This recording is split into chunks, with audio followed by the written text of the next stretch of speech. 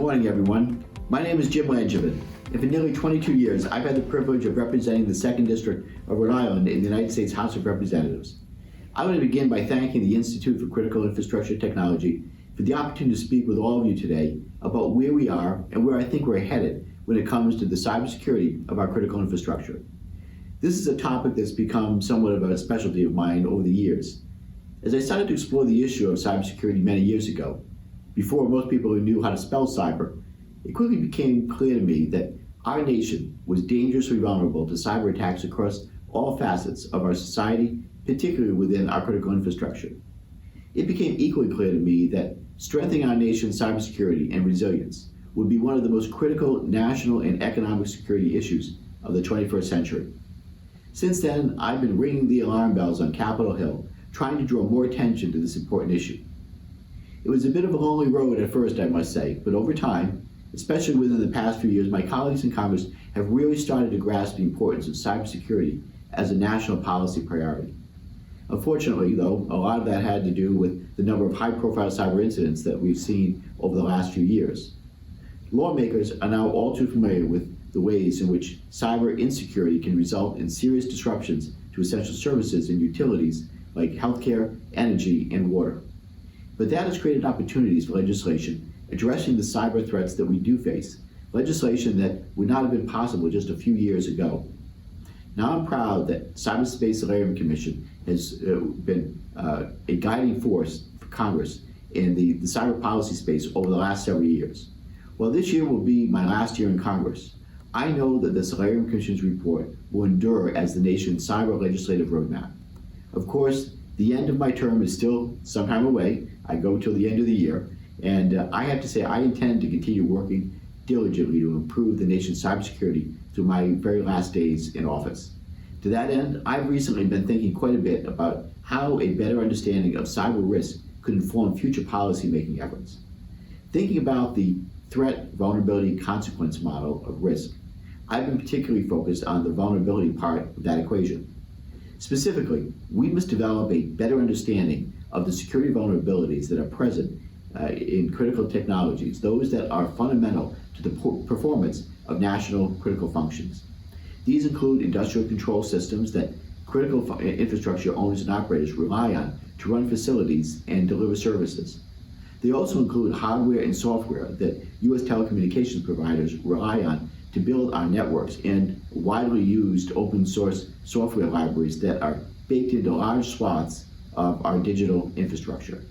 On the Solarium Commission, we saw a need for trusted, centralized, U.S. government-backed critical technology security centers to evaluate and test the security of these devices and technologies that underpin national critical functions. Representative Gallagher and I have attached a bipartisan amendment to the America Competes Act that would establish these critical technology security centers, and I'm hopeful that we can operationalize these essential security vulnerability testing facilities as soon as possible.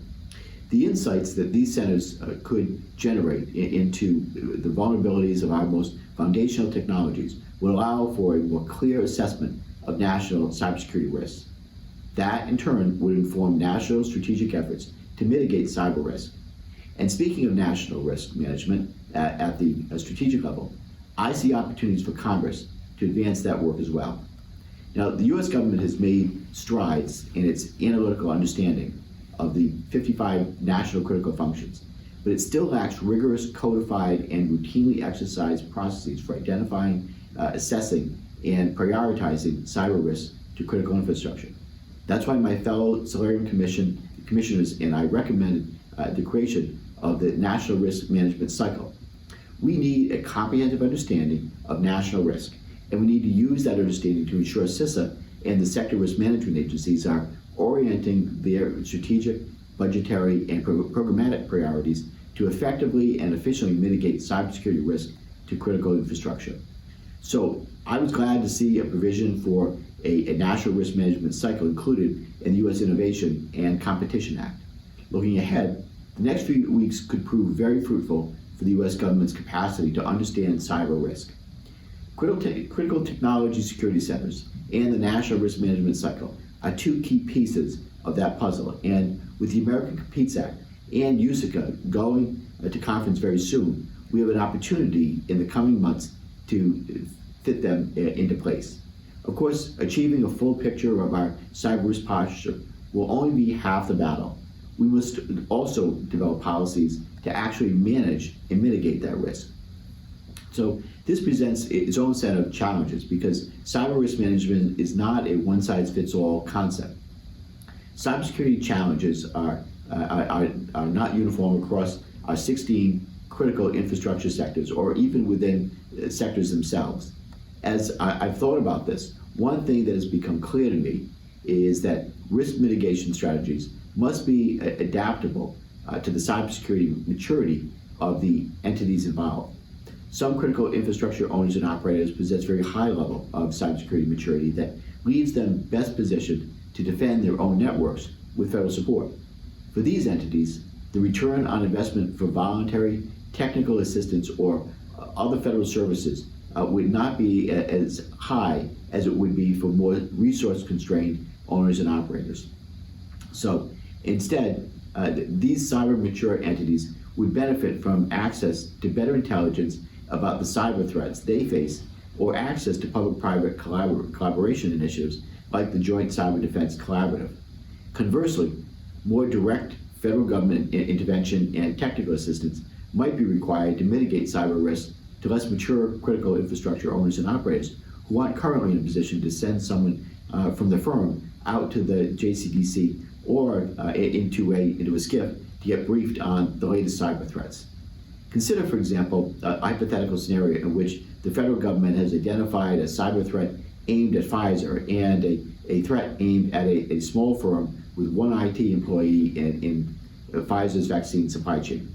Pfizer has significant use for better government intelligence about the threat because it can use that information to orient its sizable IT capabilities in response. But sharing that same intelligence with Pfizer's supplier will not really help that firm defend its network because the firm has no capability to act on that information. So it's important to note that these two entities have a similar level of cyber risk in this scenario. If either were hit with a significant cyber attack, it would disrupt the United States' ability to domestically produce mRNA vaccines through Pfizer. But the manner in which the government must work to address the risk is different for these two entities. For those entities with high levels of cyber maturity, the federal government does not need to step in and bolster these entities' cyber defenses for them. Instead, it can work in a supporting role to maximize the cybersecurity capabilities that these companies already possess. To be sure the strategy is specific to a small group of entities, the list of critical infrastructure owners and operators who possess this capacity is much smaller than those who aren't. But in my mind, chief among this group are entities that comprise our nation's systemically important critical infrastructure. The Solarium Commission, we conceptualized the term systemically important critical infrastructure as SICI entities, for lack of a better term, using two criteria. One being a high level of cybersecurity maturity, the other being a very high level of consequence to the nation, such that if the services were disrupted by a cyber attack, it wouldn't just be the company having a bad day, the entire country would also be having a bad day. So that combination of critical importance and high cybersecurity maturity should put SICI entities at the top of the list when it comes to receiving some of the benefits I've mentioned, like more actionable intelligence and access to government public-private cybersecurity collaboratives like the JCDC. Yet, given these entities' importance to our national and economic security, I also believe that SICI entities should be required to implement minimum cybersecurity standards. As we envisioned it on the Solarium Commission, the SICI regime would be a new social contract of operational collaboration between the federal government and systemically important critical infrastructure. Together, benefits and obligations ensure both sides of the partnership are fulfilling their responsibilities to each other. Codifying SICI and implementing a strategy of operational collaboration to mitigate cyber risks to those entities is just one of my major legislative priorities this year, and I hope to work with my colleagues on both sides of the aisle in advancing this effort.